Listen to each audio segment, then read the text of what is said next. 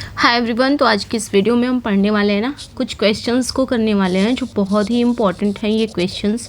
और ये क्वेश्चंस ना आपके एलटी के लिए इम्पॉर्टेंट है ड्रामा सेक्शन से।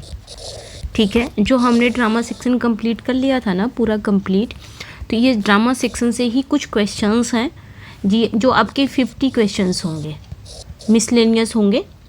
ठीक है, और ये आपके ड्रामा सेक्शन से होंगे। ड्रामा सेक्शन जैसे कि मैकबेथ भी उसमें है आपके, सॉरी मैकबेथ से है, शेक्सपियर का जो वर्क है मैकबेथ है एंड 12th नाइट है। उसके बाद आपके बेन जॉनसन का आ जाएगा। ठीक है, तो जितने भी ड्रामा सेक्शन में आ रहे हैं सब कुछ ये क्वेश्चन से 50 क्वेश्चन है हम कर लेते हैं। ओके, सो स्टार्ट करते हैं सेशन को। फर्स्ट क्वेश्चन है, तो ये एलटी के लिए स्पेशल है। ठीक है, एलटी के लिए। In Macbeth who is held as the lesser than Macbeth and greater, Macduff, Malcolm, Banquo या डोनाल्ड वेन। देखिए यहाँ पे क्वेश्चन ये पूछ रहा है कि मैकबेथ में किसने कहा था, किसने हेल्ड किया था, मतलब किसने हेल्ड मतलब स्वागत करना, किसने ये स्वागत किया था या किसने सम्मानित किया था, क्या कहकर, laser than Macbeth and greater. मतलब मैकबेथ से तुम छोटा मतलब ये कहा था कि तुम मैकबेथ से छोटे रहोगे, एंड महान कहकर, laser than Macbeth and greater, Macbeth से छोटे रहोगे लेकिन महान रहोगे। ऐसा किसने कहा था, मतलब किसको कहा गया था, सॉरी हु इज़ हेल्ड, किसे कहा गया था। तो याद रखना ऐसा किसे कहा गया था ना, ये क्वेश्चन ना वो प्रोफेसी से है जो मैकबेथ में प्रोफेसी 3 विचेस करती है ना, मैकबेथ और मैकबेथ का जो दोस्त रहता है बैंको, उसके लिए करती है ना। जब चुड़ैलें बैंको से मिलती हैं तो वो कहती हैं तुम लेसर दैन मैकबेथ, यानी कि तुम मैकबेथ से छोटे होंगे क्योंकि तुम खुद राजा नहीं बनोगे, और एंड ग्रेटर, और महान भी होगे क्योंकि तुम्हारे जो वंशज हैं, मीन्स तुम्हारे जो बच्चे हैं, तुम्हारे जो पोते वगैरह होने वाले हैं फ्यूचर में, वो राजाओं की एक लंबी कतार बनाएंगे। मतलब तुम राजा नहीं बनोगे, तुम्हारे जो वंशज हैं वो राजाएं बनेंगे। तो इस प्रकार ये मैकबेथ से कम सफल, लेकिन नैतिक रूप से देखा जाए विरासत में, लेगेसी में ये अधिक महान होगा। किसको कहा गया था, बैंको को कहा गया था। किसने कहा था, किसने ये सम्मानित किया था, 3 विचेस अपनी प्रोफेसी में ये बताती हैं। नेक्स्ट वन क्वेश्चन पे आएंगे, what is the fatal vision that Macbeth sees before murdering Duncan. इसका बताना है कि क्या होगा। What is the fatal vision that Macbeth sees before murdering, 1 minute, हाँ चलिए। तो what is the fatal vision that Macbeth sees before murdering Duncan. तो यहाँ पे क्वेश्चन पूछ रहा है कि डंकन की हत्या करने से पहले मैकबेथ को कौन सा वो फेटल विजन दिखाई दिया था, जो यानी कि जब वो डंकन की मर्डर करने जा रहा था डंकन का, लेकिन तभी उसको ना एक हेलुसिनेशन होता है ना। ये क्वेश्चन ना हेलुसिनेशन पर है। ठीक है, हेलुसिनेशन यानी कि जो मति भ्रम होता है, ये क्वेश्चन वो हेलुसिनेशन पर क्वेश्चन पर है कि जब डंकन की हत्या करने जाता है मैकबेथ, तो उसके सामने कौन सा घातक, कौन सा फेटल विजन दिखाई देता है। तो जैसे ही मैकबेथ किंग डंकन की हत्या करने के लिए तैयार होता है, उसका जो दोषी दिमाग है उसे एक ना हेलुसिनेशन दिखाता है, एक भ्रम दिखाता है कि उसे हवा में एक डैगर तैरता हुआ दिखाई देता है, जिसकी जो हैंडल है ना वो उसकी तरफ है, मतलब उसके हाथ की तरफ है, और उसका जो नोक है वो डंकन के कमरे की तरफ है। बाद में वही डैगर यानी कि वही खंजर पर उसे खून भी दिखाई देता है। तो ये एक ना फेटल विजन है, ठीक है, जो उसकी हत्यारी महत्वाकांक्षा को दिखा रहा है। तो अब ब्लडी डैगर उसे दिखाई देता है उस फेटल विजन में। ठीक है, जब वो डंकन की हत्या करने जाता है तो उसे यही फेटल विजन दिखाई देता है, एक हेलुसिनेशन हो जाता है। नेक्स्ट पे आएंगे, हु फेमसली सेज, किसने कहा था out damned spot out I say. ये बात किसने कही है, काफ़ी अच्छा है कि बाहर निकलो मनहूस धब्बे, बाहर निकलो, मैं कहती हूँ बाहर निकलो मनहूस धब्बे, ऐसा किसने कहा है।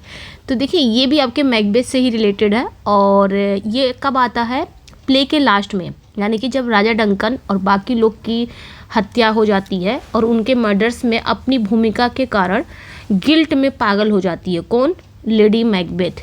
ठीक है, लेडी मैकबेथ जो कि गिल्ट में पागल हो जाती है जब किंग डंकन की हत्या हो जाती है, उसके बाद का ये सीन है। फिर क्या होता है कि वो नींद में चलती है, स्लीप वॉकिंग लगती है, मतलब नींद में चलने लगती है, बार बार अपने हाथों को रगड़ती है और ये कल्पना करती है कि उस पर जो खून के धब्बे हैं, डैम्ड स्पॉट यानी कि जो खून के धब्बे हैं वो लगे हैं, जो धुलने पर भी नहीं जा रहे हैं। ठीक है, इसलिए कहती है। तो लेडी मैकबेथ तो यही है, ठीक है। ये जो बार बार इसको गिल्ट है, ये गिल्ट है, ठीक है, ध्यान रखना है, ये गिल्ट है जो उसको, हालांकि है ऐसा है नहीं, ये उस गिल्ट है जब वो मर्डर कर लेती है उसका गिल्ट इसके अंदर है, जो उसको लगता है कि मेरे हाथ पे खून का धब्बा है जो जा नहीं रहा है, यही गिल्ट है बार बार। तो इसी को कहा, इसी को टी.एस. इलियट ने क्या कहा है, टी.एस. इलियट ने इसी को ऑब्जेक्टिव कोरिलेटिव कहा है, यही चीज़, ठीक है। अब हमें पता तो चल गया लेडी मैकबेथ क्या ऐसा कहती है कि मुझे रिपेंट हो रहा है, मैंने क्यों मारा, ऐसा कुछ नहीं ना। बस इसने सिर्फ इतना ही कहा, इस गिल्ट में ये मरी जा रही है और इसने सिर्फ यही कहा है कि मेरे हाथों पे खून लगा हुआ जो जा नहीं रहा है, वो बार बार छुड़ाने की कोशिश करती है।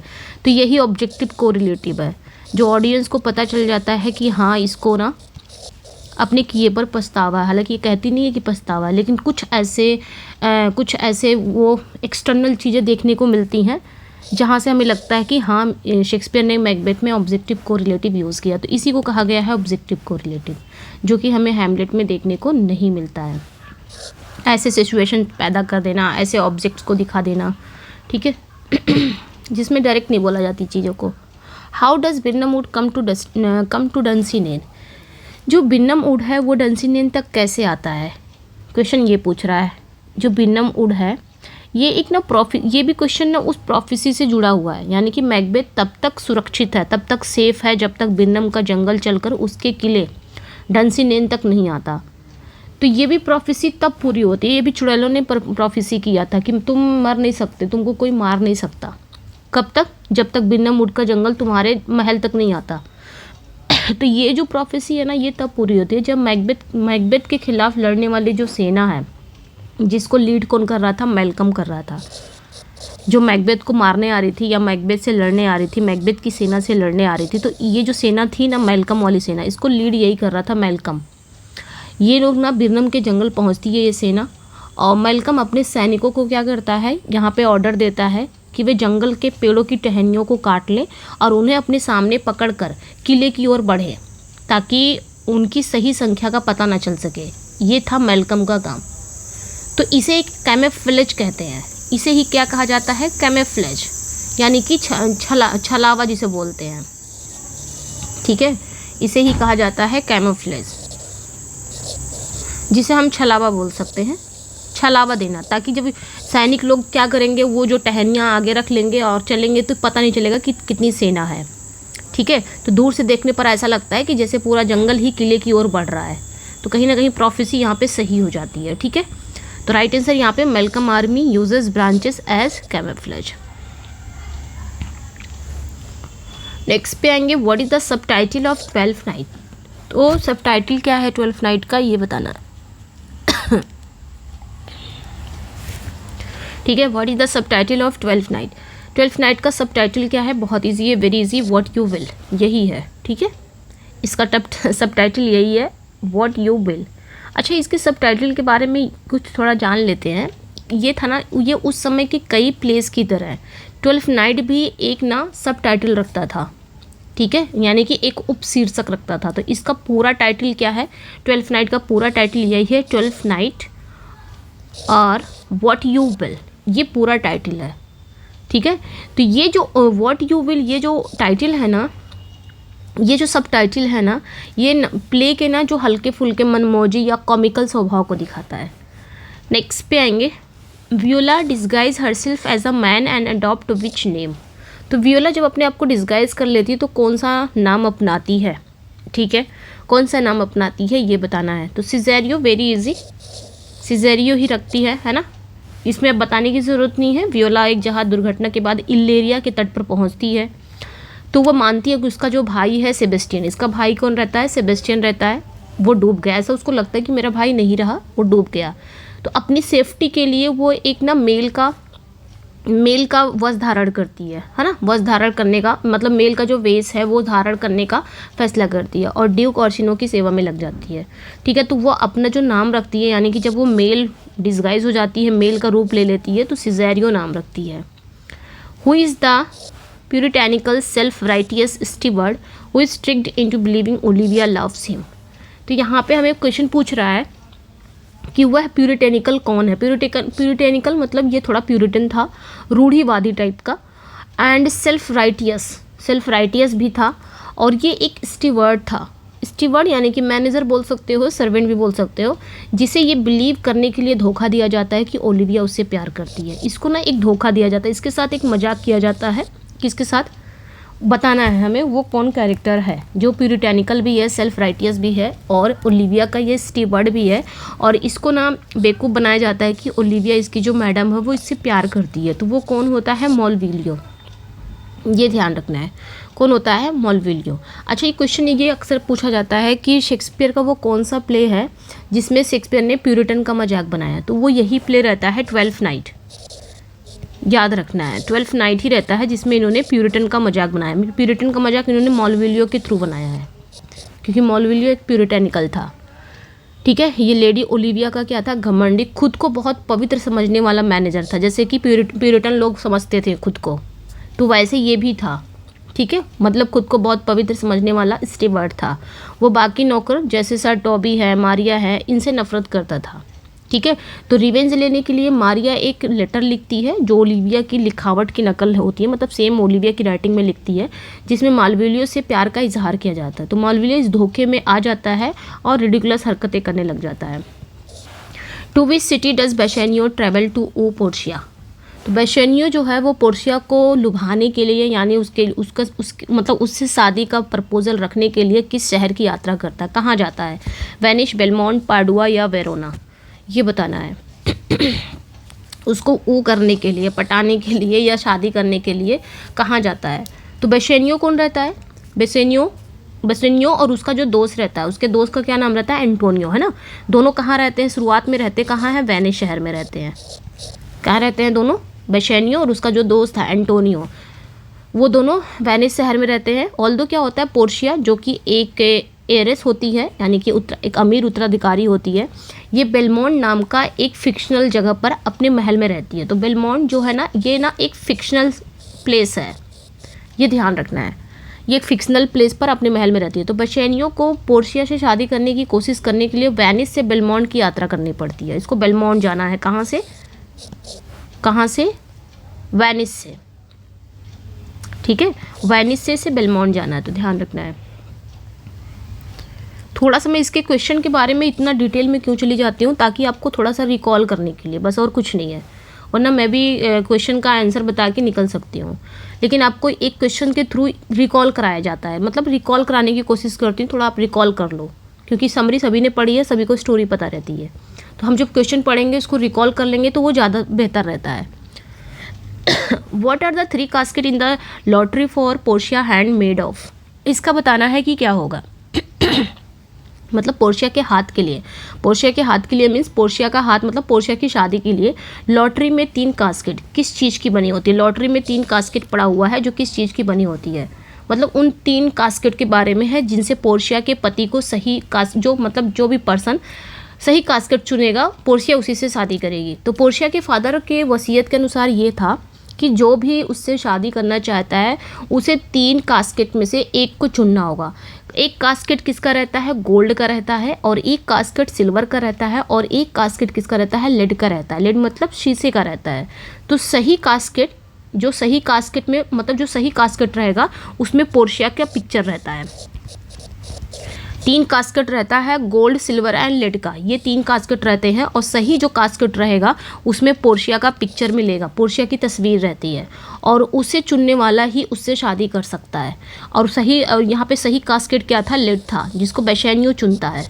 इसमें पोर्शिया का पिक्चर वो पाता है। ठीक है, तो ध्यान रखना है इस चीज़ को। गोल्ड कास्केट कौन पाता है? तो प्रिंस ऑफ मोरक्को पाता है। सिल्वर कौन पाता है? प्रिंस ऑफ एरागोन पाता है। और लेड कौन पाता है? बेसेनियो पाता है। तो ध्यान रखना है इस चीज़ को। नेक्स्ट पे आएंगे, who delivers the famous the quality of mercy is not stand speech? ये किसने दिया था? काफ़ी इंपॉर्टेंट भी है ये, मतलब ये स्पीच काफ़ी इंपॉर्टेंट है। तो ये पोर्शिया ने दिया था, और कब दिया था? जब पोर्शिया डिस्गाइज थी, जब वो एक लॉयर बनी थी। एक मिनट, हाँ, जब वो लॉयर बनी थी, बाल्थाजार नाम रखी थी। जब वो डिस्गाइज हुई थी लॉयर बन के, बाल्थाजार अपना नाम रखी थी। तो ध्यान रखना है ये पोर्शिया का ही स्पीच है। और ये स्पीच कब आता है? तो ट्रायल सीन में आता है।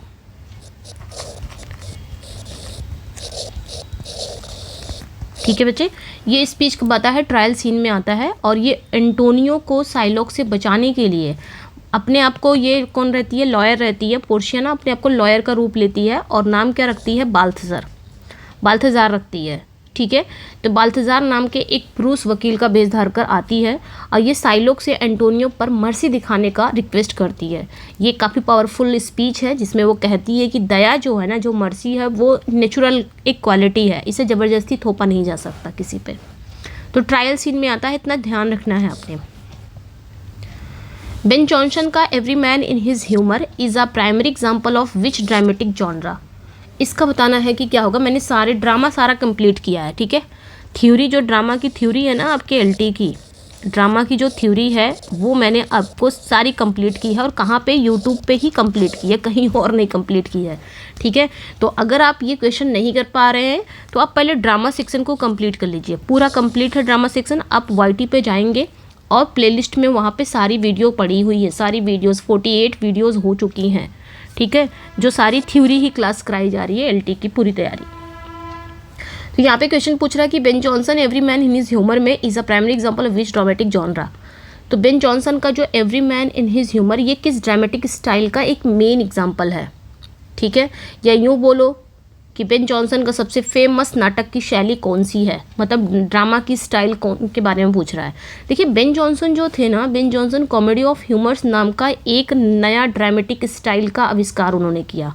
एक नई ड्रामेटिक स्टाइल थी जिसका नाम था कॉमेडी ऑफ ह्यूमर्स, ये इन्होंने ही आविष्कार किया था। और इस विचार पर ये जो ड्रामेटिक स्टाइल थी ना कॉमेडी ऑफ ह्यूमर्स, वो इस विचार पर बेस थी कि हर इंसान का कैरेक्टर ना प्रमुख है, एक प्रमुख ह्यूमर, यानी कि एक ह्यूमर द्वारा कंट्रोल होता है। मतलब ये प्ले ना इस स्टाइल का सबसे फेमस एग्जाम्पल है। तो यहाँ पे क्या हो जाएगा, right answer comedy of humours. Comedy of humours इस बेस पर, इस चीज़ पर बेस्ड है ना कि हर इंसान के अंदर एक अलग प्रकार का ह्यूमर पाया जाता है। 4 प्रकार का हर इंसान के अंदर ह्यूमर रहता है। ठीक है, और उसी ह्यूमर के अकॉर्डिंग हर इंसान कंट्रोल होता है। ठीक है, तो ये ध्यान रखना है। तो आप ये देखेंगे इनका जो Every Man in His humour है ना, इसमें हर कैरेक्टर एक स्पेशल जुनून या सनक से घिरा हुआ है। ठीक है, नेक्स्ट पे आएंगे। इन जॉनसन की theory what does humour represent. Johnson की जो थ्योरी है, जॉनसन का जो सिद्धांत है कि ह्यूमर का मतलब क्या होता है। बेन जॉनसन का जो ह्यूमर, उन्होंने बताया कि हर इंसान का जो कैरेक्टर है वो एक प्रोमिनेंट ह्यूमर द्वारा कंट्रोल होता है। तो ये ह्यूमर है क्या। देखिए, जॉनसन के लिए जो ह्यूमर है ना, ह्यूमर का मतलब कोई मजाक नहीं है।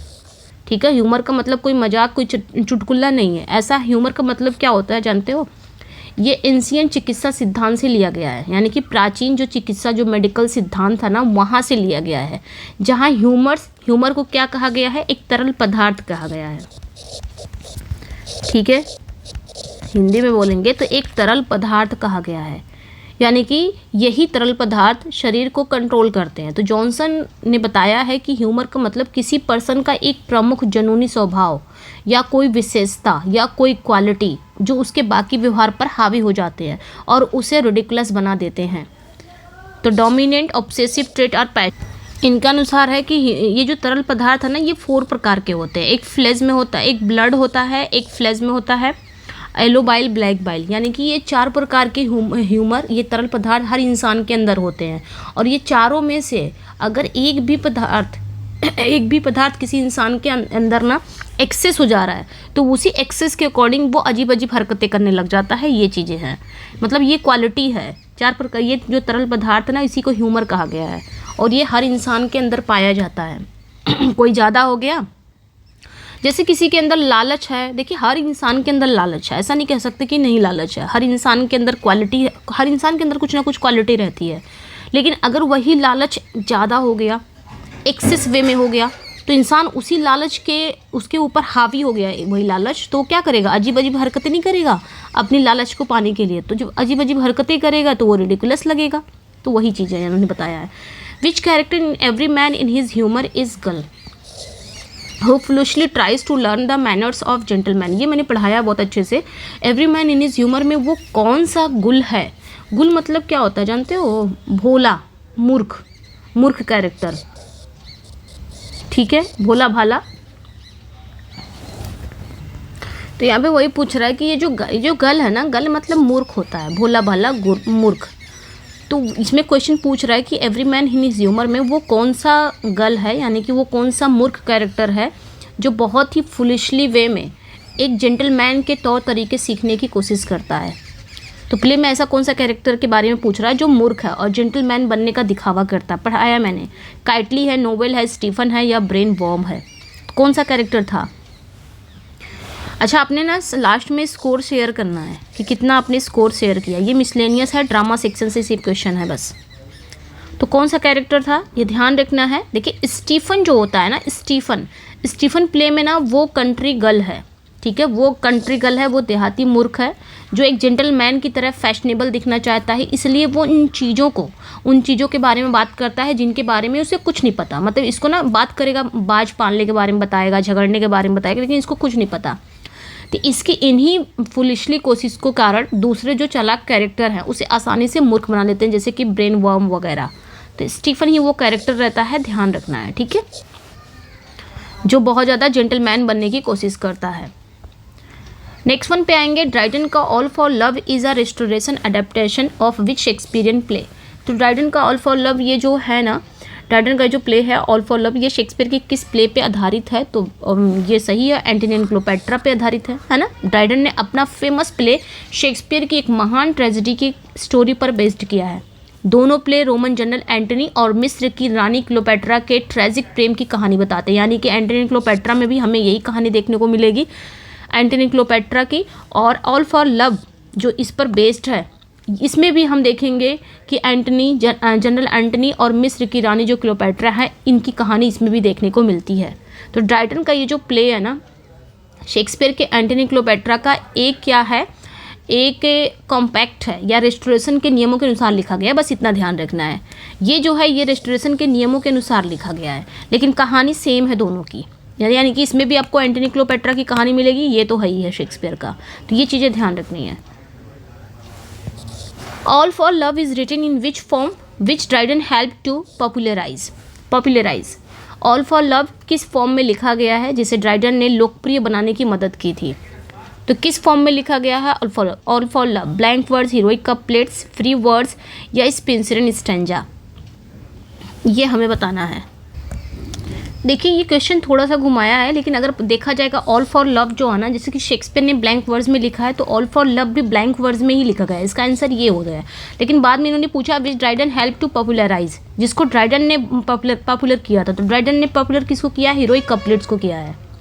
जॉन ड्राइडन ने रेस्टोरेशन एज में हीरोइक कपलेट्स को पॉपुलर बनाने के लिए जाना जाता है कि हाँ, हीरोइक कपलेट्स को किसने पॉपुलर किया था? जॉन ड्राइडन ने। इन्होंने पॉपुलर किया, बाद में अलेक्जेंडर पॉप वगैरह ने बहुत ज़्यादा इस पर इसका यूज़ किया है, ठीक है। तो ये जो हीरोइक कपलेट है ये क्या है? ये भी 2 लाइन की होती है, मतलब इसकी जो लेंथ होती है सेम होती है और आयमिक पेंटामीटर में लिखी जाती है। तो ऑल फॉर लव अगर देखा जाए ना, ये एक हीरोइक ट्रेजेडी है। क्या है? एक ट्रेजेडी है, हीरोइक ट्रेजेडी है, ठीक है। और ये जो वह स्टाइल है जिसके लिए ड्राइडन ने अपने फॉर्म का सबसे अधिक यूज़ किया था। तो यहाँ पे जो राइट आंसर हो जाएगा, यहाँ पे पूछा गया विच फॉर्म में ये लिखी गई, तो ब्लैंक वर्ड्स में लिखा गया है, ठीक है। कि ड्राइडन ने शेक्सपियर की नकल करने के लिए ब्लैंक वर्ड्स में लिखा था, लेकिन इन्होंने जिस स्टाइल को लोकप्रिय बनाया है, जिससे इनका प्ले जुड़ा रहता है, वो हीरोइक कपलेट्स है, ठीक है। तो यहाँ पे आगे ये भी बता दिया है, तो यहाँ पे राइट आंसर हमारा हीरोइक कपलेट्स करेक्ट हो जाएगा, क्योंकि पॉपुलर इन्होंने हीरोइक कपलेट किया और लिखा है ब्लैंक वर्ड्स में। तो ये चीज़ें ध्यान रखनी है। थोड़ा सा टिपिकल क्वेश्चन हो गया था ये, हालांकि ऐसा क्वेश्चन सही नहीं है, ठीक है। तो मैंने दोनों ही यहाँ पे क्लियर कर दिया है। ये लिखा गया किस फॉर्म में? तो ब्लैंक वर्ड्स फॉर्म में। और पॉपुलर किस हीरोइक कपलेट को उन्होंने सबसे ज़्यादा किया था। नेक्स्ट पे आएंगे,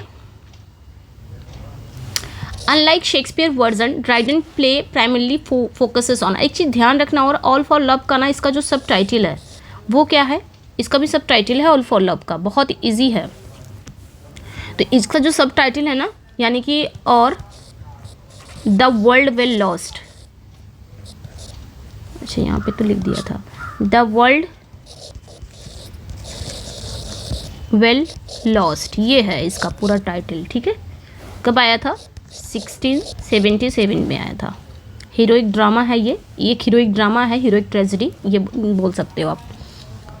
नेक्स्ट पे आएंगे, unlike Shakespeare version Dryden play primarily focuses on. तो यहाँ पे भी क्वेश्चन पूछ रहा है कि शेक्सपियर के वर्जन के अपोजिट ड्राइडन का प्ले मेनली देखा जाए किस पे सेंटर्ड है, किस पे सेंटर्ड है। जैसे शेक्सपियर का जो एंटनी एंड क्लियोपेट्रा है ना, वो एक ऐसा प्ले है जो कई वर्षों और कई जगह में फैला है। जैसे रोम में फैला है, जो मतलब जो शेक्सपियर का एंटनी एंड क्लियोपेट्रा है उसकी जो सेटिंग वगैरह रखी है ना, एक विशाल प्ले है, समझ लो। शेक्सपियर का जो एंटनी एंड क्लियोपेट्रा है वो कई ईयर्स कई जगहों पर फैला है, जैसे कि रोम में उसकी सेटिंग रखी गई है, फिर मिस्र है आदि में फैला है, ठीक है। इसके अपोजिट अगर देखेंगे, ड्राइडन का जो ऑल फॉर लव है, ड्राइडन का जो ऑल फॉर लव है वो न्यू क्लासिकल नियमों, स्पेशली टाइम और प्लेस की जो मतलब प्लेस का जो यूज़ मतलब जो रूल है वो इन्होंने यूज़ किया है। यानी कि पूरा प्ले केवल एक ही जगह पर, यानी कि अलेक्जेंड्रिया और एंटनी एंड क्लियोपेट्रा के लव अफेयर्स पर ही सेंटर्ड है। यानी कि एंटनी एंड क्लियोपेट्रा के लव अफेयर्स के जो फाइनल डेज पर सेंटर्ड है। समझ में आया? क्योंकि ड्राइडन ने इसमें ना 3 यूनिटीज़ को फॉलो किया है। शेक्सपियर ने भले नहीं किया है, लेकिन ड्राइडन ने ऑल फॉर लव में 3 यूनिटीज़ को फॉलो किया। अब 3 यूनिटीज़ आप अच्छे से जानते हो, टाइम, प्लेस एंड एक्शन, ठीक है। तो ये चीज़ें आपने ध्यान रखनी है। तो final days of Antony and Cleopatra love affair इस पर बेस्ड है इनका, बस इतना ही फ़र्क है। ओके। शॉ की मतलब जॉर्ज बर्नार्ड शॉ का Arms and the Man is described as an anti romantic comedy. It's satirise, ये बताना है कि जॉर्ज बर्नार्ड शॉ का आर्म्स एंड द मैन एक एंटी रोमांटिक कॉमेडी है, ठीक है। एक एंटी रोमांटिक कॉमेडी, ये किस चीज़ की सटायर करता है, ये भी पढ़ाया है आर्म्स एंड द मैन, ये भी ड्रामा सेक्शन में हमने पढ़ा है, ठीक है। जो कि एक एंटी रोमांटिक कॉमेडी है। ये किसका सटायर करता है, किसका मजाक बनाते हैं? तो बर्नार्ड शॉ ना रोमांस और ऊंचे आदर्शों का मजाक उड़ाने के लिए जाने जाते हैं। रोमांच और जो ऊंचे आदर्श हैं, यानी कि इस प्ले में हम देखेंगे कि वो वॉर की जो मूर्खताएं हैं और उसके बारे में जो रोमांटिक आदर्शवाद पर वो व्यंग करते हैं, यानी कि follies of war and romantic idealism. वो दिखाते हैं कि जो वॉर है ना वो वास्तव में थका देने वाला ड्रावना होता है, ना कि वैसा गौरवशाली जैसा कि रहना जैसे अपनी कैरेक्टर कल्पना करते हैं। तो यहाँ पे follies of war and romantic idealism, इसमें ये सटायर ये करते हैं, ठीक है, जो युद्ध की मूर्खताओं के बारे में। ओके, नेक्स्ट पे आएंगे। What item does captain blunt शिल famously carry in his ammunition pouches instead of cartridge, ये बताना है। तो ये भी पढ़ाया है मैंने, ब्लंट शली, ठीक है। यहाँ पे ध्यान रखना है, ये जो कैप्टन ब्लंट शली है ये इसी में है, आर्म्स एंड द मैन में है। ओके, चलिए, ठीक है। तो ये चीज़ें ध्यान रखना। यहाँ पे क्वेश्चन देखो यही पूछा है, आर्म्स एंड द मैन में पढ़ाया कि इन्होंने वॉर का मजाक बनाया। जैसे कि इसकी जो आर्म्स एंड द मैन में जो मेन इसकी कैरेक्टर मतलब जो प्रोटैगनिस्ट है रैना, वो कल्पना करती है कि जो वॉर में जाते हैं, जो युद्ध करते हैं, जो योद्धा होते हैं वो बहुत अच्छे होते हैं और उनका बड़ा बड़ा नाम होना चाहिए, मतलब वो बहुत गौरवशाली होते हैं, बहुत ऐसे होते हैं।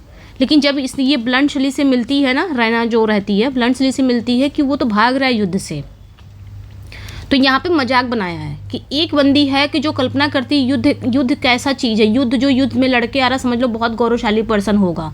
तो यहाँ पे उसी का शॉ ने मजाक बनाया है कि युद्ध जो सोचा जाता है वो वाकई में है नहीं, कैरेक्टर के थ्रू, ठीक है। तो यहाँ पे वही पूछा जा रहा है, ये जो कैप्टन ब्लंट शली है ये भी कैप्टन ही रहता है, ठीक है। जो कैप्टन ब्लंट शली है ये उसके समान के बारे में क्वेश्चन पूछ रहा है कि जो युद्ध के बारे में ये क्या सोचता है।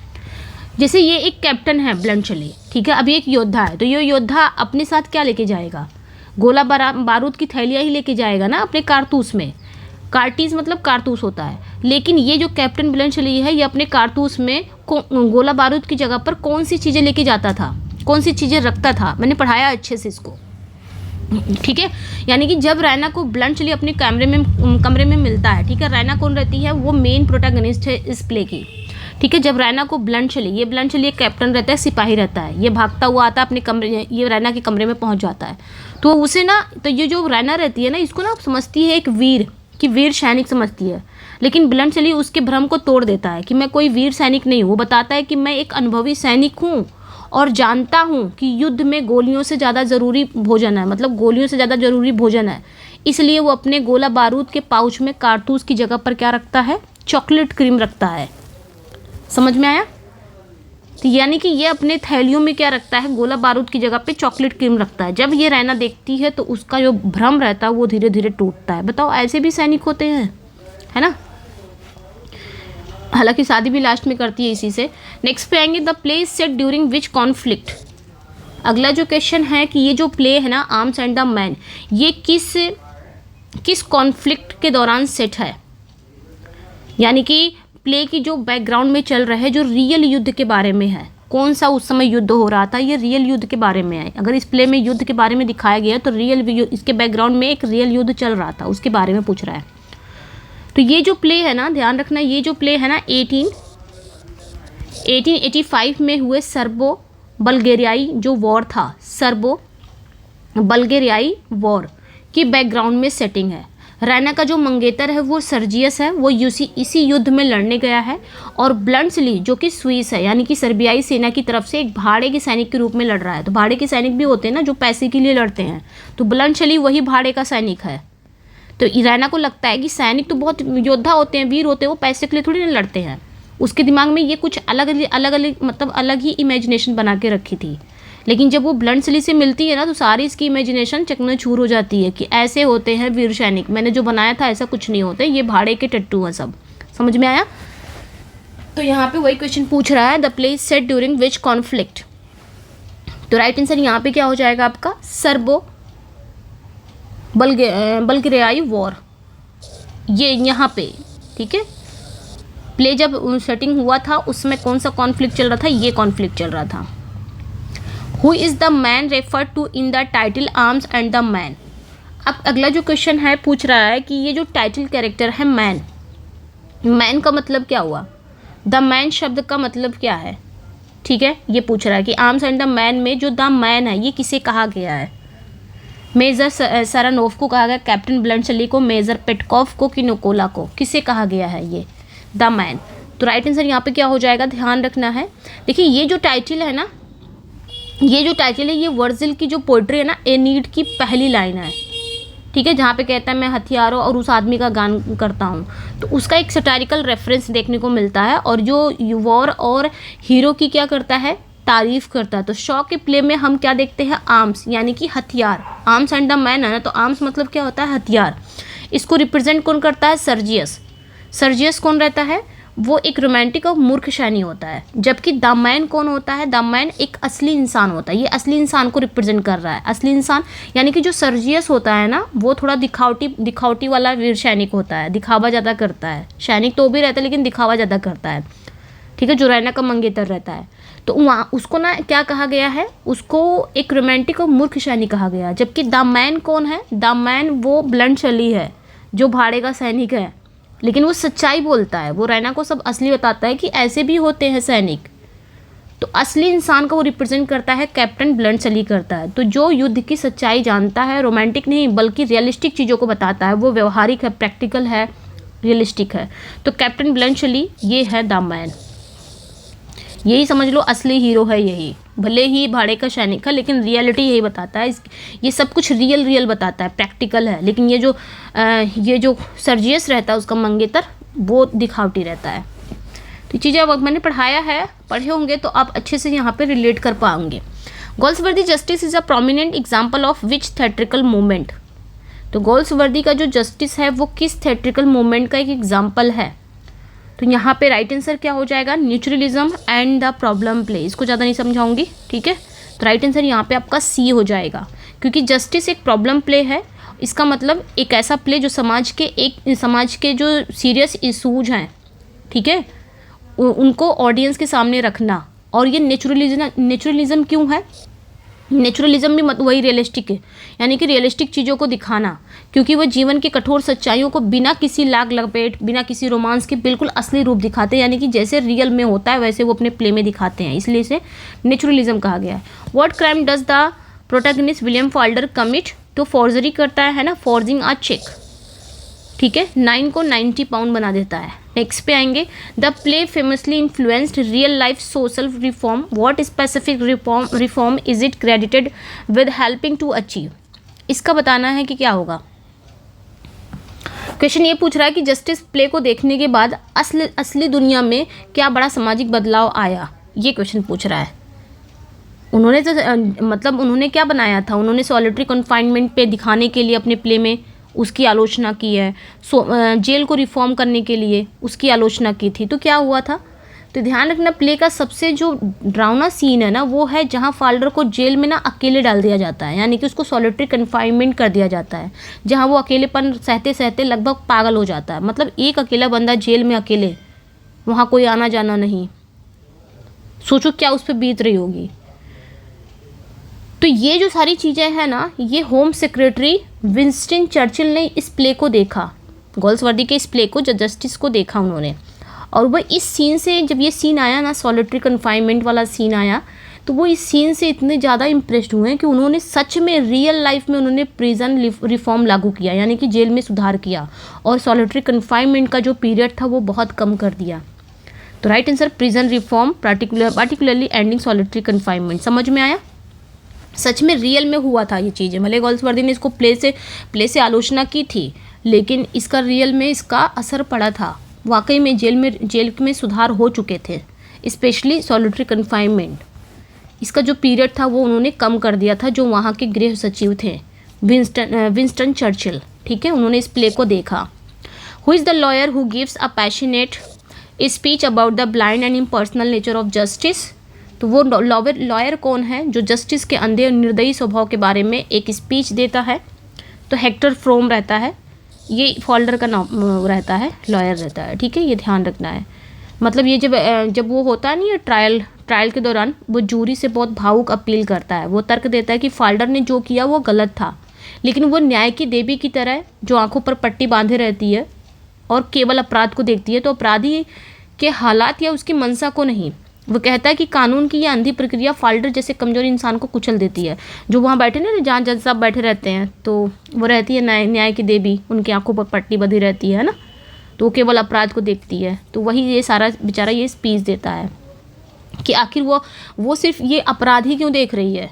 जो न्याय की देवी जज के बगल में रहती हैं, वो सिर्फ अपराध क्यों देख, वो यूँ क्यों देखती कि आखिर ये अपराध क्यों किया गया, किस हालात में किया गया, उसकी मंशा क्या थी। तो वही चीज़ें ये स्पीच में बोलता है। Harold Pinter The Birthday Party is a key work in which dramatic movement. तो हैरोल्ड पिंटर का द बर्थडे पार्टी ये किस ड्रामेटिक मूवमेंट का एक प्रमुख वर्क है, एक की वर्क है। ठीक है, हैरोल्ड पिंटर, ये बताना है। रियलिज्म की, थिएटर ऑफ एब्सर्ड की, रोमांटिसिज्म का, कि न्यू क्लासिसिज्म का।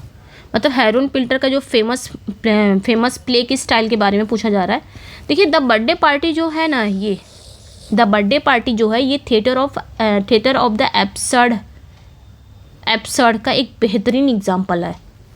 आपको कुछ समझ में नहीं आएगा, कहानी कहाँ से स्टार्ट हो गई, कहाँ ख़त्म हो गई, कुछ नहीं समझ में आ रहा, सब बेतुकापन दिख रहा है ना। मैंने पढ़ाया बर्थडे पार्टी, आप खुद ही समझ रहे होंगे कि कैसा बेतुकापन है, कहाँ से कहानी स्टार्ट होगी, कुछ भी आपको क्लियर उसमें पता नहीं चल रहा है।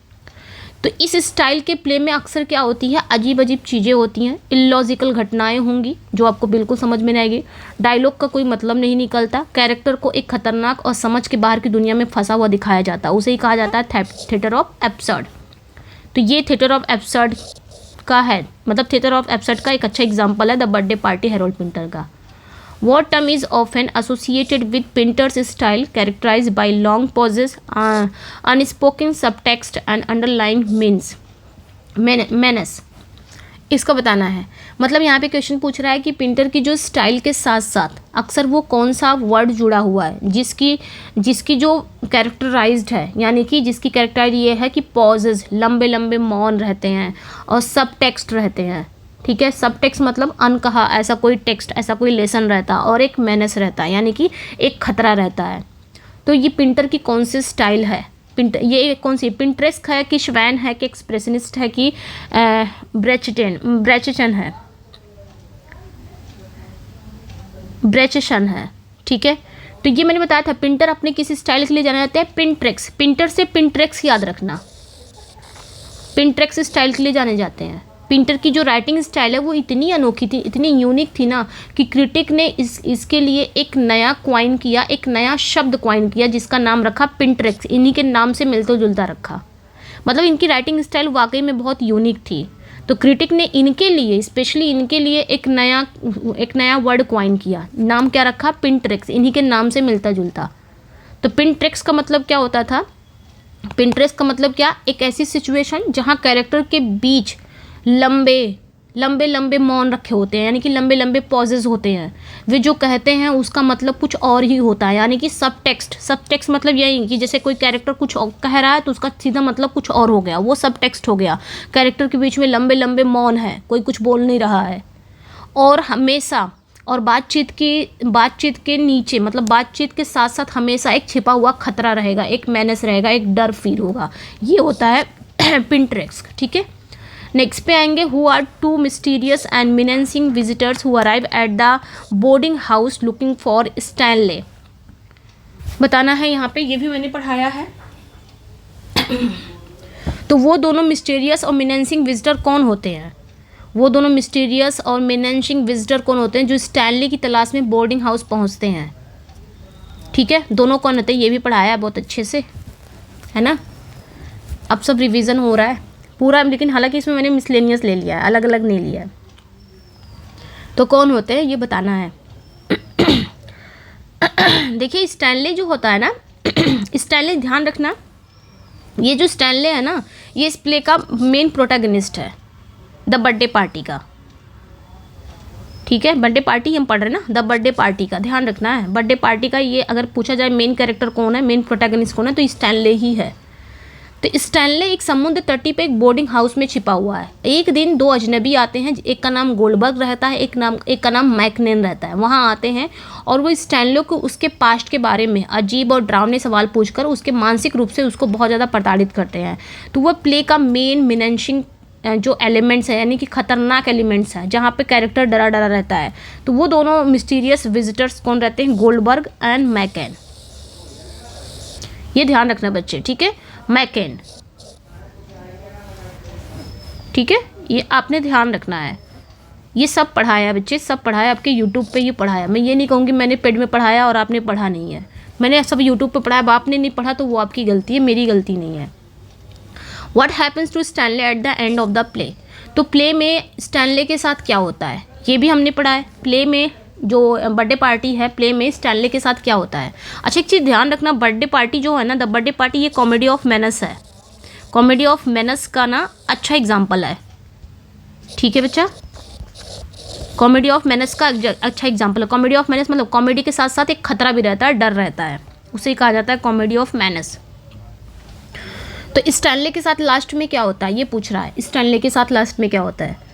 देखिए स्टैनले के साथ लास्ट में क्या होता है कि गोल्डबर्ग और मैकनेन क्या करते हैं, रात भर उसके साथ मानसिक मतलब उसको तो मानसिक प्रताड़ित करते ही हैं, तो जिससे स्टैनले पूरी तरह से टूट जाता है। और अगले दिन क्या होता है, अर्ली मॉर्निंग वह एक वर्ड भी नहीं बोल पाता स्टैनले, और वह दोनों उसे ज़बरदस्ती एक साफ़ सुथरा सूट पहनाते हैं।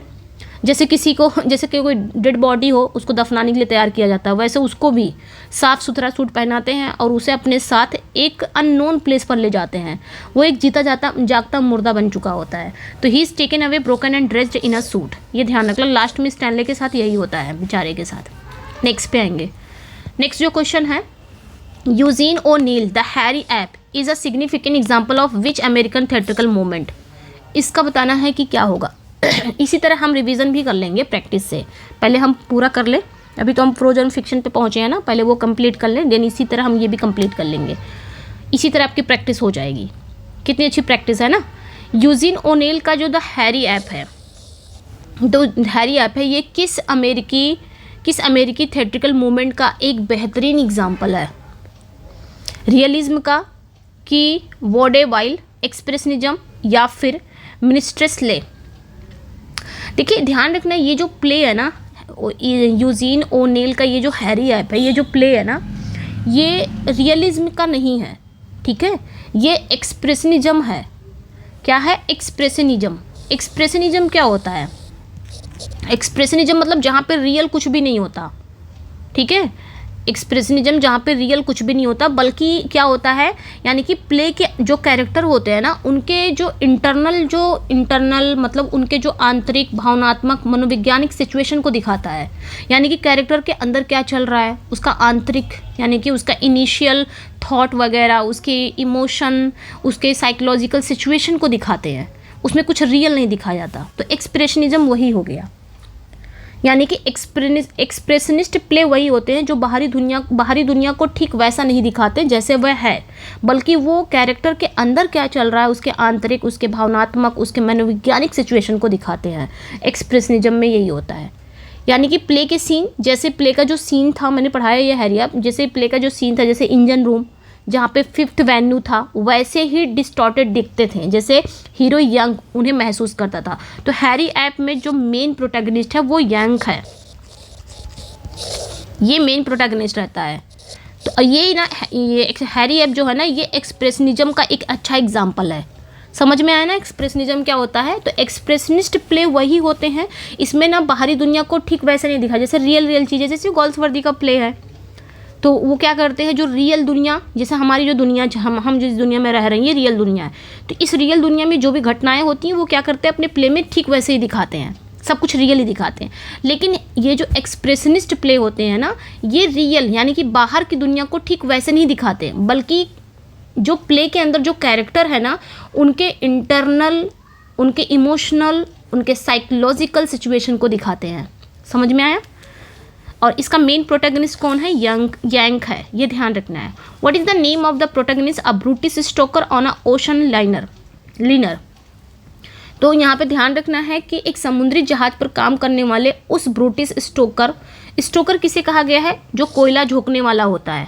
जैसे वो नाव चलती है ना, शिप, बड़ी बड़ी शिप चलती है, जो कोयला वाली शिप चलती हैं, तो वहाँ पे ना जो कोयला नीचे आप देखोगे एक ऐसा पार्ट रहेगा, एक ऐसा डिब्बा रहेगा, वहाँ पे सिर्फ ये लोग रहते हैं, कोयला झोंकते रहते हैं, तो इंजन में तो चलते रहते हैं। तो वही है, यहाँ पे वही पूछ रहा है कि what is the name of protagonist. मैंने जस्ट अभी बताया कि प्रोटैगनिस्ट कौन है। ये एक ब्रूटिस स्टोकर होता है, कोयला झोंकने वाला होता है, उसका हीरो का नाम क्या है? तो हैरी ऐप में ध्यान रखना, मेन कैरेक्टर यही है। प्ले का जो मेन कैरेक्टर है मजबूत है, लेकिन दिमागी रूप से थोड़ा सा प्रिमिटिव आदमी है, यानी कि थोड़ा सा प्रिमिटिव मतलब प्राचीन आदमी है, जो एक लग्जरी जहाज के इंजन के रूप में कोयला झोंकने का काम करता है। इसका असली नाम ना रॉबर्ट स्मिथ है। ठीक है, इसका असली नाम ना रॉबर्ट स्मिथ है, ध्यान रखना, रॉबर्ट स्मिथ है। लेकिन सभी इसके ना, एक इसका सब टाइटल है, सभी इसको ना यंग से बुलाते हैं, यंग।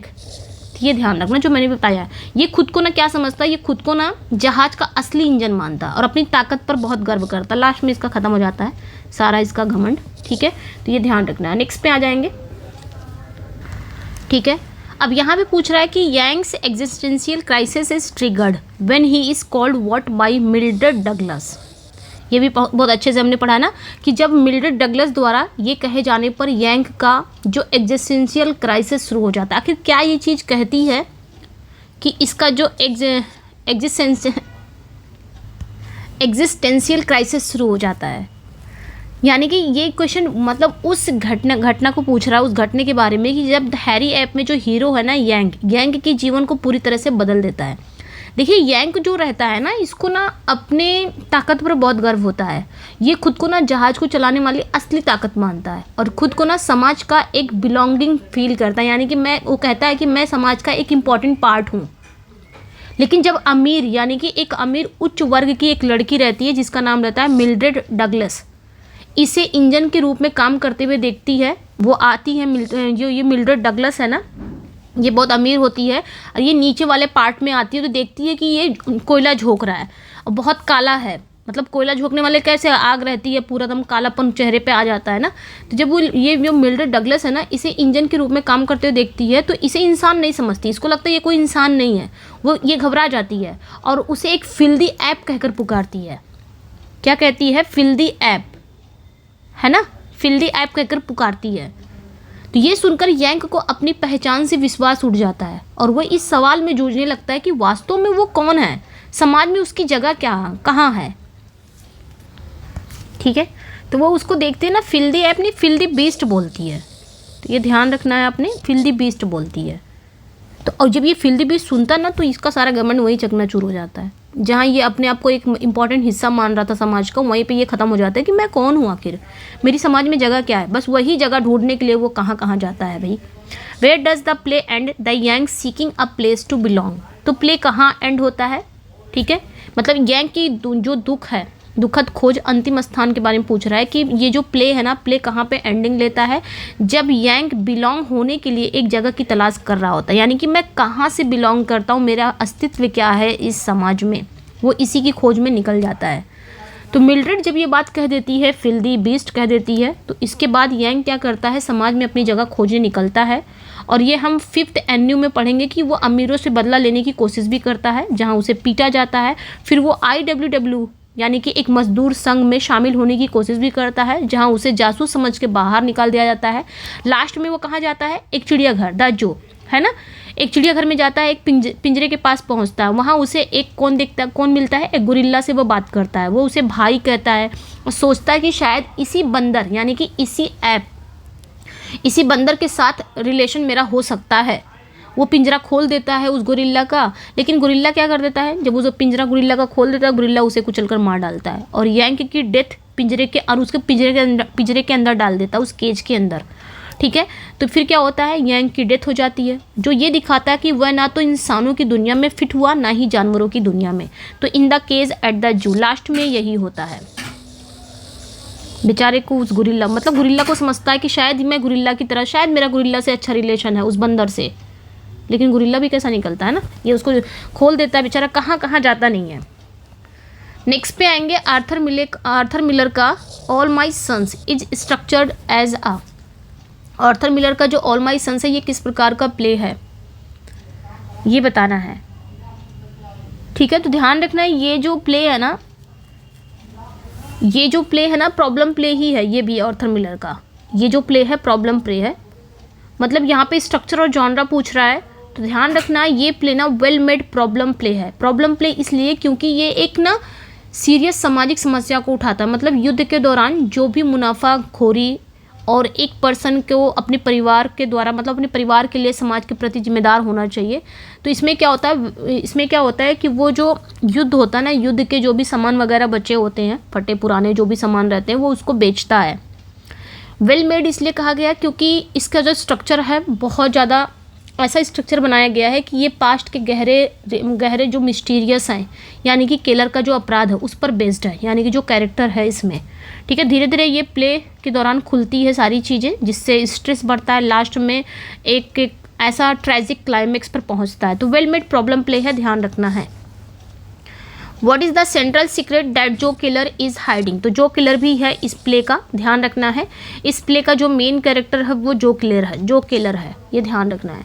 तो जो किलर वो कौन सा सेंट्रल सीक्रेट छिपा रहा है, तो ध्यान रखना जो किलर का जो सेंट्रल सीक्रेट वो है कि वर्ल्ड वॉर सेकेंड के दौरान उसने जानबूझकर जो भी डिफेक्टिव एयरप्लेन पार्ट्स थे, यानी कि जो खराब हवाई जहाज़ के जो पुर्जे थे, उसको सेना को भेजा। ठीक है, हवाई जहाज़ के जो पुर्जे थे उसको सेना को भेजे थे। उसने ऐसा इसलिए किया ताकि उसका सरकारी ठेका रद्द ना हो और उसका बिजनेस बच जाए, और इसी काम के कारण 21 पायलट्स की मौत हो गई थी। ठीक है, उसने इसका इल्ज़ाम अपने 21 पायलट्स की मौत हो गई। जब पुलिस पकड़ने आई तो उसने अपना इल्ज़ाम उसने अपने उसका एक बिजनेस पार्टनर रहता है इसका जो किलर का, स्टीव, ठीक है, स्टीव डीवर रहता है, इस पर डाल देता है। जो निर्दोष होते भी, बेचारा ये जो स्टीव डीवर होता है ना, ये निर्दोष होता है, लेकिन ये जेल में चला जाता है। ये चीज़ें ध्यान रखनी है, ये जेल चला जाता है इसकी जगह पे, ये अपने दोस्त को फंसा देता है। तो यही सब स्टोरी है। तो he knowingly saved defective airplane part during the war. ठीक है, the play title All my Sons comes from realisation by Joe Keller after reading a letter from home. तो यहाँ पे प्ले का जो टाइटल है ऑल माई सन्स, जो मतलब जो किलर को किसका लेटर पढ़ने के बाद एक सीख मिलती है कि जितने भी 21 पायलट्स मरे थे वो सारे मेरे बेटे थे। आखिर ये सीख जो किलर को कब मिलता है, इसी की वजह से ना 21 पायलट्स की मौत हो जाती है। इसका इल्ज़ाम आता तो है इस पे, लेकिन ये अपने दोस्त पे डाल देता है। लेकिन लास्ट में ये इंसान बन जाता है, इसको लगता है जितने भी मरे थे वो सारे मेरे बेटे थे, मेरे बेटे की तरह थे। लेकिन ऐसा इसके अंदर कब आता है, जब वो एक लेटर को पढ़ता है। वो लेटर किसका रहता है ये पूछ रहा है।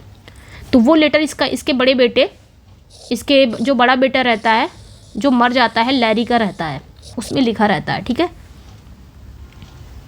ओके, तो ये ध्यान रखना है, इसमें यही लिखा रहता है। देखिए जो किलर जो है ना, ये जो किलर है, ये हमेशा ये कहकर अपने अपराध को सही ठहराता है कि उसने कुछ नहीं किया। वो अपने बेटों, इसके बेटे रहते हैं, एक का नाम क्रिश रहता है, एक का नाम लैरी। लैरी तो पहले से ही प्ले में दिखाया गया कि मर चुका है, वो मिसिंग है, ठीक है। क्रिश भी इसका बेटा रहता है और अपने परिवार के लिए किया है, जो भी किया है अपने परिवार के लिए किया। तो प्ले के लास्ट में क्या होता है, क्रिश को अपने जो डेड भाई है, ठीक है, लैरी का एक लेटर मिलता है। तो लैरी ये लेटर ना, लैरी जो लेटर है ना, लेटर में लिखा रहता है कि पता चलता है कि लैरी जो इसका जो बड़ा बेटा था उसने सुसाइड कर लिया है। और सुसाइड करने से पहले उसने एक लेटर लिखा है। तो लेटर से पता चलता है कि लैरी अपने पिता के अपराध के बारे में पता चल गया था लैरी को कि मेरे पिता ने ही ये सब किया था, और वह इस शर्म के साथ जी नहीं सकता। उसने लिखा कि जिन 21 पायलट्स की मौत हुई वो सभी के लिए मेरे बेटे जैसे थे, ठीक है। तो ये पढ़कर जो किलर अपनी गलती का एहसास करता है, उसकी जिम्मेदारी केवल अपने परिवार तक नहीं बल्कि समाज के उन सभी बेटों के प्रति भी थी। आगे आते हैं, the play explore a central conflict between. ये जो प्ले है ना, ये किस सेंट्रल कॉन्फ्लिक्ट को दिखाता है? तो राइट आंसर यहाँ पे क्या हो जाएगा, इंडिविजुअलिज्म एंड सोशल रिस्पॉन्सिबिलिटी, जैसे कि अभी मैंने बताया, ठीक है। सोशल रिस्पॉन्सिबिलिटी, जिसका मानना था कि एक पर्सन अपने परिवार के अलावा बड़े समाज के और देश के प्रति जवाबदेह है, ठीक है, ये ध्यान रखना है। और वहीं पे इंडिविजुअलिज्म, जिसका मानना था कि एक आदमी की पहली और एकमात्र जिम्मेदारी उसका अपना परिवार होता है ना। जब वो इंडिविजुअलिज्म, जैसे यहाँ पे जो किलर ने अपने परिवार के बारे में सोचा, उन 21 पायलट्स के बारे में नहीं सोचा, ये हो गया इंडिविजुअलिज्म। और यहाँ पे सोशल रिस्पॉन्सिबिलिटी, जब भाई तुम अपने जो जैसा तुम्हारा परिवार वैसे और भी सबसे पहले तुम समाज को रखो, ठीक है। नेक्स्ट पे आएंगे, Girish Karnad Hayavadana draws its main plot from which ancient Indian text. तो ग्रीस कर्नाटक का जो हैवदन है, यहाँ पे पूछ रहा है कि जो ग्रीस कर्नाटक का हैवदन है, ठीक है, ग्रीस कर्नाटक का जो हैवदन है, ये अपनी मेन कहानी किस एंशिएंट इंडियन टेक्स्ट से लिया है? अपनी मेन कहानी, इसमें 2 कहानी चलती है ना, इसमें सब प्लॉट है, एक तो मेन स्टोरी चलती है, एक इसमें सब प्लॉट है, यानी कि हैवदन की स्टोरी चलती है, एक इसमें मेन स्टोरी चलती है, ठीक है। देवदत्त इन मेन स्टोरी में 3 कैरेक्टर होते हैं इस मेन स्टोरी में। देवदत्त होता है, कपिल होता है और पद्मनी होता है। फिर ये जो इसकी जो कहानी चलती है, जो इसकी सब प्लॉट है, एक और कहानी चलती है जिसमें हैवदन की कहानी होती है। तो इसमें जो मेन स्टोरी है, वो मेन स्टोरी का पूछ रहा है कि मेन स्टोरी को इन्होंने कहाँ से लिया है, गिरीश कर्नाड जी ने।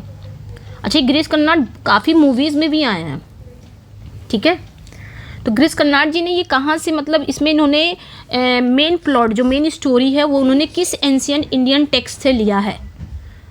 महाभारत से, रामायण से, कि पंचतंत्र से, कि कथा सरित सागर से? बहुत अच्छे से मैंने बार बार पढ़ाया है। तो हैवदन की जो मेन स्टोरी है, जिसमें दो दोस्त रहते हैं, देवदत्त और कपिल, और पद्मनी देवी की मंदिर, ये सारी चीज़ें रहती हैं, ठीक है। सीधे तौर पर ये संस्कृत का एक विशाल ग्रंथ था जिसका नाम था कथा सरित सागर से ली गई है, जो 11वीं सेंचुरी में सोमदेव ने लिखा था।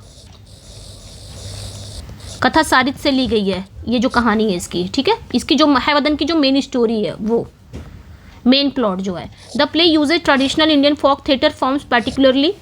तो प्ले जो है ना, ध्यान रखना है, ये जो प्ले है ना, ये जो प्ले है, अगर देखा जाए ट्रेडिशनल इंडियन फोक थिएटर का फॉर्म का यूज़ करती है स्पेशली, यानी कि ये उस इंडियन फोक थिएटर के बारे में है जिसका कर्नाड ने हैवदन में यूज़ किया है।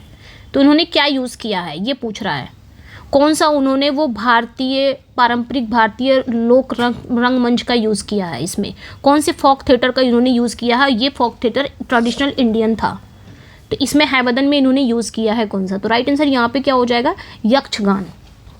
ये भी पढ़ाया मैंने, यक्षगान। जो गिरीश कर्नाड थे ना, ये मॉडर्न भारतीय रंगमंच में जो फोक एलिमेंट्स का यूज़ करने के लिए फेमस थे। हैवदन में इन्होंने स्पेशली कर्नाटक की एक पारंपरिक ट्रेडिशनल स्टाइल है जिसका नाम है यक्षगान, तो यक्षगान का ये यूज़ करते हैं, ठीक है। इसमें इन्होंने एक भागवत, यानी कि भागवत कौन रहता है, मैंने पढ़ाया है, भागवत कौन रहता है, नरेटर रहता है जो गाकर कहानी सुनाता है, साथ ही वो मास्क और म्यूज़िक का भी यूज़ करते हैं। ये सब यक्षगान की क्या है, यक्षगान में आपको मिलेगा कि एक नरेटर रहता है, भागवत रहता है, ये गा कर कहानी सुनाता है, और इसमें मास्क वगैरह म्यूज़िक वगैरह का यूज़ किया जाता है, ये सारी चीज़ें हैं। तो इसमें इन्होंने यूज़ किया है पर्टिकुलरली किसमें, हैवदन में, यक्षगान के रूप में। तो हैवदन भी सेम इसी तरह है, इसमें भी आप देखोगे हैवदन स्टार्ट होता है तो एक नरेटर रहता है, भागवत, जो कहानी सुनाता है वहीं से। What is the central theme of Hayavadana, Hayavadana का सेंट्रल थीम क्या है, ये भी पढ़ाया था। हैवदन का सेंट्रल थीम क्या है, तो the quest for identity and completeness, यही है। कंप्लीटनेस मैंने ये बार बार बताया है, तो ये कुछ की पॉइंट्स आपको पकड़ लेने हैं, ज़्यादा कुछ याद रखने की ज़रूरत नहीं। कंप्लीटनेस, ठीक है। ये जो मतलब प्ले है ना, प्ले की जो मेन कहानी है, जहाँ पद्मनी को देवदत्त का दिमाग, कपिल का बॉडी मिलता है, लेकिन फिर भी वो क्या होती है, अनसेटिस्फाइड रहती है। वहीं पे हम देखेंगे सब प्लॉट, जहाँ हैवदन जो होता है वो घोड़े के सिर वाला आदमी पूरा घोड़ा बनना चाहता है। दोनों ही एक ही विषय से जुड़े हुए हैं, यानी कि अपनी आइडेंटिटी और अपनी कंप्लीटनेस की खोज कर रहे हैं। तो ये प्ले ना ये क्वेश्चन पूछ रहा है कि क्या कंप्लीटनेस नहीं, क्या परफेक्ट या आदर्श पहचान पाना संभव है, या जीवन हमेशा ही अधूरा रहता है। तो ये चीज़ें ध्यान रखनी है। Who is the Hayavadana of the title, तो टाइटल का जो हैवदन वो कौन है, टाइटल का हैवदन कौन है ये बता रहा है। The man with the head of the horse की the prince searching for a lost wife a wise, तो हैवदन कौन रहता है, इसका ना आधा जो इसका जो सिर है वो घोड़े का है, बाकी जो पार्ट है वो मतलब इसका जो सिर है वो घोड़े का है, बाकी पार्ट इंसानों का है। शरीर कैसा है, शरीर इंसान का है, और इसका जो फेस है, सिर है, वो घोड़े का है। तो a man with the head of a horse, ये ध्यान रखना। तो हैवदन कौन रहता है, वो जो सब प्लॉट है ना, दूसरी जो कहानी चलती है, ये सब कैरेक्टर रहता है, सब प्लॉट का ये मेन कैरेक्टर रहता है, ठीक है। जो प्ले शुरुआत के लास्ट में आता है। तो है का मतलब क्या हुआ, है का मतलब घोड़ा, वदन का मतलब चेहरा, ठीक है, चेहरा। तो हैवदन एक ऐसा पर्सन है जिसका शरीर तो इंसान का लेकिन सिर घोड़े का है। वो अपनी इस अधूरी पहचान से दुखी है, और वो फिर देवी से प्रार्थना करता है कि उसे भी कंप्लीट घोड़ा बना दो। तो ये भी थीम है, थीम ऑफ इनकम्प्लीटनेस, ठीक है। नेक्स्ट वन पे आएंगे, 10 क्वेश्चन हो रहा है, जल्दी से कर लेते हैं। The shift from the idealized heroes of restoration tragedy like All for Love to the realistic flawed characters Goldsworthy Justice represent a move towards, तो रेस्टोरेशन ट्रेजेडी का जो हीरो है, जैसे कि ऑल फॉर लव से हटकर गोल्सवर्दी के जस्टिस की रियलिस्टिक है, फ्लॉड कैरेक्टर की ओर बढ़ना, ये किस मूवमेंट की ओर दिखाता है, किस मूवमेंट की तरफ एक कदम को दिखाता है। देखिए रेस्टोरेशन कॉमेडी में क्या होता है, जैसे कि ऑल फॉर लव में, रेस्टोरेशन कॉमेडी में जहाँ एक आइडियल हीरो से हटकर गोल्सवर्दी का प्ले हम पढ़ते हैं, जस्टिस कैसा है, रियलिस्टिक है, ठीक है, जो कैरेक्टर की ओर बढ़ा, यानी कि गलती कैरेक्टर की ओर बढ़ा, ये किस मूवमेंट की ओर दिखाता है। तो रोमांटिसिज्म या रियलिज्म एंड नेचुरलिज्म, एब्सर्डिज्म या पोस्ट मॉडर्निज्म। देखिए अगर हम बात करेंगे, जहाँ पहले हमने देखा आइडियलाइज हीरो होते थे और बाद में साधारण गलती करने वाले असली इंसान दिखाए जाने लगे, तो ये किस लिटरेरी मूवमेंट को कहते हैं। देखिए 19वीं सेंचुरी के लास्ट में क्या होता है, प्लेज में राजाओं और रानियों की बड़ी बड़ी आदर्शवादी कहानियों को जोड़ दिया गया 19वीं सेंचुरी में, और इसके बजाय जो प्ले राइट हैं वो आम लोगों की जो रियलिस्टिक चीज़ें हैं, जो एवरीडे समस्याएं हैं, उसको दिखाने लगे। तो गोल्सवर्दी का जो जस्टिस है इसी का सबसे बेहतरीन एग्जाम्पल है ना, जो एक आम क्लर्क फाल्डर की खामियां और उसके साथ जो भी क्रूर, जो भी उसके साथ जो भी हुआ उसकी सच्चाई को दिखा रहे हैं।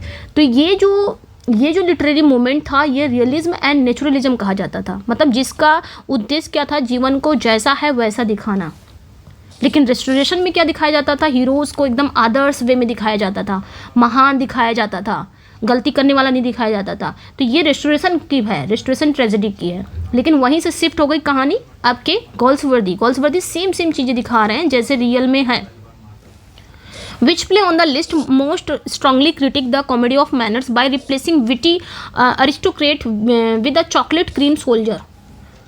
तो यहाँ पे क्वेश्चन पूछ रहा है कि कौन सा वो प्ले है कॉमेडी ऑफ मैनर्स की सबसे तीखी आलोचना करता है, जिसमें एक मजाकिया एक विटी एरिस्टोक्रेट वर्ग का लोग है जो जिसे एक चॉकलेट क्रीम सोल्जर से बदल देता है। तो कौन है वो, ये पूछ रहा है, ठीक है। मतलब ये कौन सा प्ले है जिसे चॉकलेट क्रीम सोल्जर, ये मैंने बताया था, ये कैच फ्रेज आपको याद रखना है। कैच फ्रेज नहीं बोल सकते, ये टाइटल मिली थी किसको, मर्चेंट ऑफ वेनिस में तो नहीं है। Every Man in His humour, arms and the man birthday Party, ये पूछ रहा है। देखिए अगर हम देखेंगे कॉमेडी ऑफ मैनर्स वो स्टाइल थी। कॉमेडी ऑफ मैनर्स में हम क्या देखते हैं, कॉमेडी ऑफ मैनर्स में यही दिखाया जाता है कि इसमें जो अपर मिडिल क्लास के लोग हैं ना, उनके तौर तरीकों का मजाक उड़ाया जाता है। तो क्वेश्चन यही पूछ रहा है कि कौन सा प्ले है जो इस स्टाइल की आलोचना करता है और अपर मिडिल क्लास के हीरो की जगह एक चॉकलेट क्रीम सोल्जर को हीरो बनाता है। तो वो हो जाता है आपका आर्म्स एंड द मैन। ये अपने ध्यान रखना बच्चे, ठीक है। कॉमेडी ऑफ मैनर्स में यही तो चीज़ें दिखाई गई हैं, जो उच्च उच्च घराने के जो लोग हैं उनके तौर तरीकों को मजाक बनाया गया है, ठीक है। लेकिन आर्म्स एंड द मैन में क्या दिखाया गया है, आर्म्स एंड द मैन में भी वही सेम चीज़ दिखाई गई है। आर्म्स एंड द मैन में हम देखते हैं सीधे तौर पर क्या दिखाया गया है कि ये भी उच्च घराने के जो हीरो की जगह एक चॉकलेट क्रीम सोल्जर को हीरो बना देता है, ये भी तो वो आपके आर्म्स एंड द मैन में देखने को मिलता है सीधे तौर पर। युद्ध और प्रेम के रोमांटिक ख्यालों की आलोचना करता है, कॉमेडी ऑफ मैनर्स में भी पाए जाते हैं। वो एक कॉमेडी ऑफ मैनर्स में हीरो कैसे होते हैं, वीर होते हैं, रोमांटिक हीरो। सर्जियस, जैसे कि सर्जियस था, उसकी जगह एक रियलिस्टिक और प्रैक्टिकल सैनिक कौन था, वो ब्लंट चैली, उसको लाते हैं। तो वो सर्जियस ना वो अपर मिडिल क्लास का कैरेक्टर है वो, और जो ब्लंट चैली है वो अपर मिडिल क्लास का नहीं, लेकिन उसको लास्ट में हीरो बना देते हैं। मैंने कहा ना रैना उसी से लास्ट में शादी करती है, ठीक है। तो ये चीज़ें ध्यान रखनी है। और इसको चॉकलेट क्रीम सोल्जर ये रैना ही इसको नाम देती है, किसको, ब्लंट चैली को। क्यों देती है, क्योंकि वो अपने उसमें कारतूस में क्या लेके चलता है, चॉकलेट लेके चलता है, ठीक है। युद्ध की गोलियों की जगह वो चॉकलेट क्रीम लेकर चलता है। तो इस चॉकलेट क्रीम सोल्जर के थ्रू ही शॉ क्या करते हैं, बहादुरी और जो भी वर्ग के जितने भी क्लास के सभी पुराने रोमांटिक थॉट का मजाक बनाते हैं अपर मिडिल क्लास का, ठीक है। नेक्स्ट पे आएंगे, मतलब जो अपर मिडिल क्लास के जो हीरोज़ हैं, अपर मिडिल क्लास के जो लोग हैं, उनके तौर तरीके की आलोचना ये भी करते हैं। इसमें भी एक सिंपल सा भाड़े का सैनिक है, उसको लास्ट में हीरो बनाते हैं, ब्लंट चैली को। Both the Hairy Ape and the Birthday Party deviate from the realistic setting and dialogue to the explore the inner subjective state of their protagonist, this technique is a hallmark of. तो यहाँ पे Hairy Ape the Birthday Party दोनों ही अपने hero के subjective situation को दिखाते हैं। तो सब्जेक्टिव सिचुएशन को दिखाने के लिए रियलिस्टिक सेटिंग डायलॉग से भटक जाते हैं। तो ये डिवाइस किसकी पहचान है, ये डिवाइस हमें बताना है ये किसकी पहचान है। तो दोनों में ही होता है, हैरी ऐप में भी, बर्थडे पार्टी में भी, दोनों में जो हीरो हैं वो अपने सब्जेक्टिव सिचुएशन यानी कि अपने अंदर का जो भी सिचुएशन है, जो भी इंटरनल सिचुएशन है उसको दिखाते हैं। तो ये हो जाता है मॉडर्निज्म, यानी कि स्पेसिफिकली एक्सप्रेशनिज्म एंड एब्सर्डिज्म, ये ध्यान रखना है। देखिए क्या होता था कि 20वीं सदी में क्या होता था, मतलब 20वीं सेंचुरी में कई प्ले राइट ये दिखाना बंद कर दिए कि दुनिया कैसे दिखती है, और वो ये दिखाना शुरू कर दिया कि दुनिया एक कैरेक्टर के मन में कैसे महसूस होती है, यानी कि एक कैरेक्टर दुनिया को किस नज़र से देखता है। जैसे कि द हैरी ऐप जो है ना, ये एक्सप्रेशनिज्म, यानी कि इसमें जो प्रोटैगनिस्ट है यांग के आंतरिक जो गुस्सा है उसके भ्रम को दिखाने के लिए उसकी सेटिंग को ना डिस्टॉर्ट करता है। वहीं पर बर्थडे पार्टी में हम देखेंगे स्टैनले का जो डर है पतन को दिखाने के लिए एक अजीब तर्कहीन डायलॉग का यूज़ करता है। तो ये दोनों ही एक्सप्रेशनिज्म और एब्सर्डिज्म के बड़े मूवमेंट का एक पार्ट है मॉडर्निज्म का, ठीक है। नेक्स्ट पे आएंगे, which two plays on the list are most directly problem plays which aim to expose a specific social and political issue. तो यहाँ पे कौन सा वो दो प्ले हो जाएंगे, मतलब प्रॉब्लम प्ले वो होता है जो समाज की किसी खास समस्या जैसे गरीबी हो गया, अन्याय हो गया, भ्रष्टाचार पर सेंटर हो। तो क्वेश्चन ये पूछ रहा है कि लिस्ट में कौन से वो दो प्ले हैं जो इसी श्रेणी में आते हैं, प्रॉब्लम प्ले की श्रेणी में आते हैं, कौन से प्ले। तो ये दोनों तो नहीं आते, justice and all my sons आते हैं, इसी श्रेणी में आते हैं, ठीक है। जस्टिस में हम देखेंगे मतलब क्लियरली अगर देखते हैं तो कानूनी जो व्यवस्था है उसकी खामियों को दिखाया गया, सॉलिटरी कन्फाइनमेंट पर मजाक मतलब उसको उजागर किया गया है। ऑल माई सन्स में हम देखेंगे कि युद्ध के दौरान जो भी मुनाफाखोरी और एक व्यक्ति को अपने परिवार के समाज के प्रति जिम्मेदारी की बड़ी सामाजिक नैतिक पतन को दिखाया गया है। तो दोनों में कहीं ना कहीं एक ही चीज़ है, प्रॉब्लम इशू दिखाया गया है, ठीक है, मतलब समाज की चीज़ों को दिखा, तो प्रॉब्लम प्ले ही है।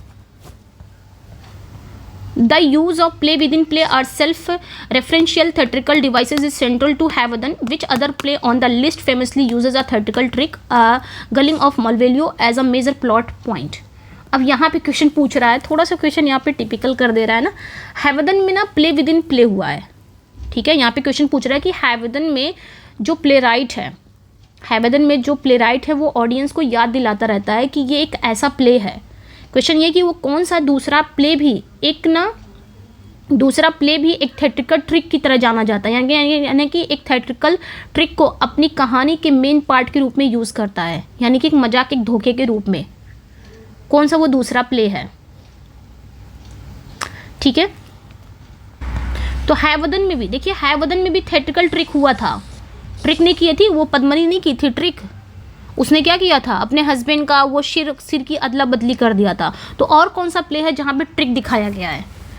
मैकबेथ, जस्टिस, ट्वेल्थ नाइट या ऑल माई सन्स? तो ट्वेल्थ नाइट में भी हुआ है, मालवलियो के साथ ट्रिक नहीं की गई है, मजाक नहीं बनाया गया है। तो ये चीज़ें ध्यान रखनी है। Comedy of humours as practised by Ben Jonson can be seen as a precursor to. तो कॉमेडी ऑफ ह्यूमर जो है, ठीक है, कॉमेडी ऑफ ह्यूमर इस बात पर सेंटर्ड है। यहाँ पे क्वेश्चन पूछ रहा है कि कॉमेडी ऑफ ह्यूमर जिसको बेन जॉनसन द्वारा क्या किया गया था, प्रचलित किया गया था, है ना, इसके प्रिकर्सर को देखा जाता है। तो यहाँ पे राइट आंसर क्या हो जाएगा आपका? Theatre of absurd, modern psychological drama, heroic tragedy, folk theatre. तो ध्यान रखना है, ये जो कॉमेडी ऑफ ह्यूमर्स है ना, ये इस बात पर सेंटर्ड है कि एक व्यक्ति का जो व्यवहार है उसकी एक ना प्रमुख मानसिक विशेषता ये जुनून द्वारा कैसे कंट्रोल होता है।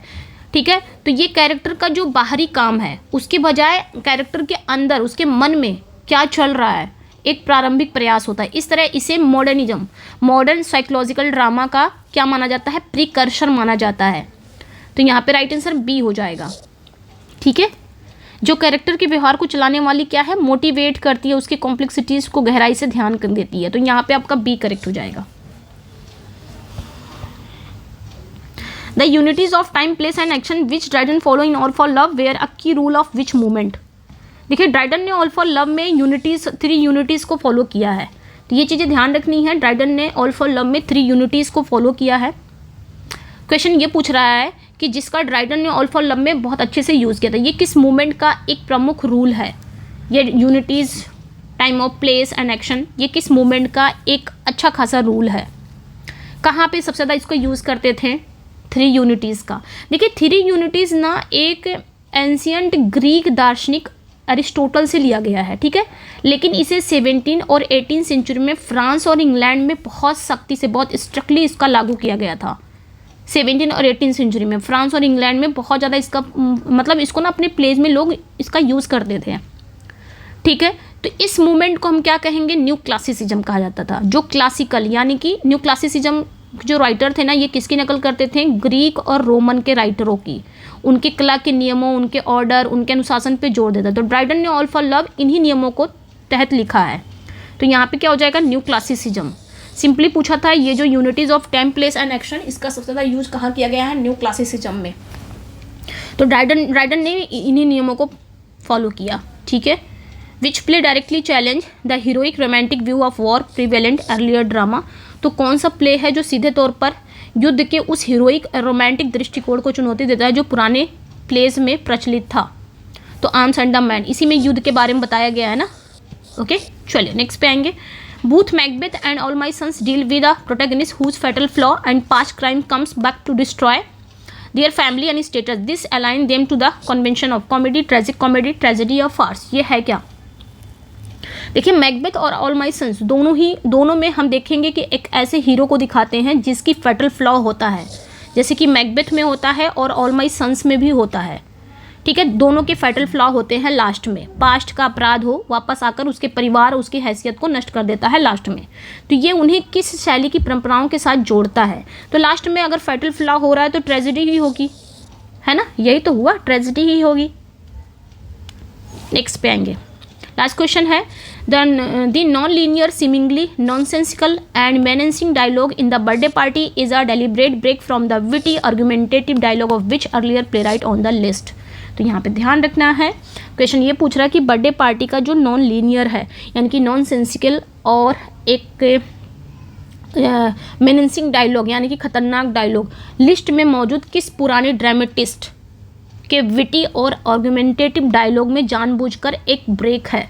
यानी कि पिंटर के प्ले में हम देखेंगे ना, हैरोल्ड पिंटर का जो प्ले है द बर्थडे पार्टी, उसमें हम देखेंगे जो डायलॉग हैं वो अजीब हैं, टूटे फूटे हैं, डरावने होते हैं। तो इस स्टाइल को उस पुराने प्ले राइट से बिल्कुल अलग है। ये जो स्टाइल है ना, ये वो पुराने प्ले राइट जो प्ले राइट थे उनसे अलग है। जिसके नाटक, जिसके जो प्लेज हैं, थॉट हैं, उसके तर्क हैं, बुद्धिमानी भरी बहस से भरे होते थे। तो वो प्ले राइट कौन है? ये क्वेश्चन पूछ रहा है।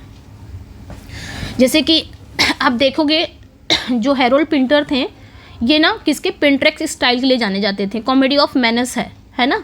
तो इनके जो प्लेज हैं आप देखोगे, इनके जो प्लेज में ना, इनका जो प्लेज जो डायलॉग होते थे वो अजीब होते थे, टूटे फूटे डरावने होते थे।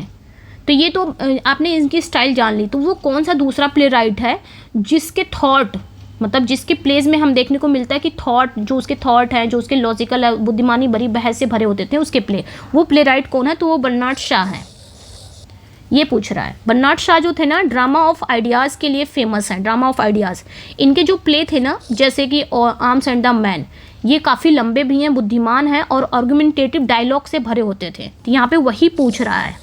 हैरोल्ड पिंटर का तो हम देखेंगे बहुत ज़्यादा नॉन लीनियर है। नॉन लीनियर मतलब कोई कहानी सीधे तौर पे सही से चल नहीं रही है। आपको कुछ कहानी, जैसे एक कहानी होती है, कहानी जैसे कि मैकबेथ की कहानी आपको पूरी समझ में आ रही है, एकदम लीनियर वे में चल रही है।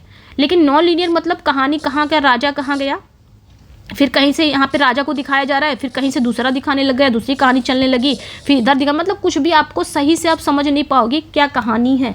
वो नॉन लीनियर हो गई, नॉन सेंसिकल, जो कि आपको समझ में नहीं आएगा, अजीब टूटे फूटे डरावने होते थे। तो ये पिंटर की स्टाइल है।